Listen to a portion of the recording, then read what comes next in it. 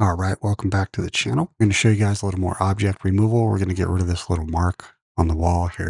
I'm going to go Option S and make a node. We'll go over to our power windows and zoom in here. I'm going to use the pen tool and kind of outline this mark, but I'm not going to go right to the edge because it keeps bringing in a bunch of this white line from the dog sign and some of the plant up above. I will go kind of in line with the wood grain and maybe take this out to the edge.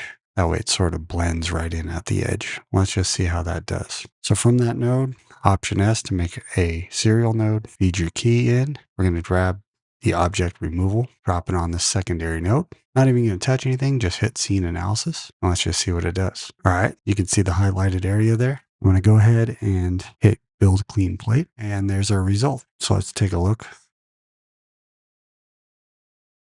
All right, that's not too bad, especially if we zoom out. And one last other tip here. If we go full screen, you can kind of see there's like a little bit of an edge right where the highlight is, top and bottom mainly. So what you can do is on this node, it's only going to affect the area where the gray is not. You can go over and just adjust your contrast ever so slightly. So I'll zoom in a little bit more just to show you, and I'll over exaggerate it here. We go like way dark on the contrast. You could see not that much, but you get it. It's too dark. So we kind of want that washed out look. So I'm going to go ahead and reset it and raise it ever so slightly. And then you can also go to your blur node and maybe do 0.51 or something like that.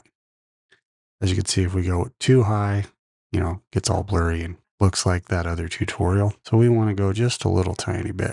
Helps soften that edge. Z, we're not going to get real-time playback, but you can see that looks pretty convincing. And that's how you can object remove and power window, something that's stationary on the wall.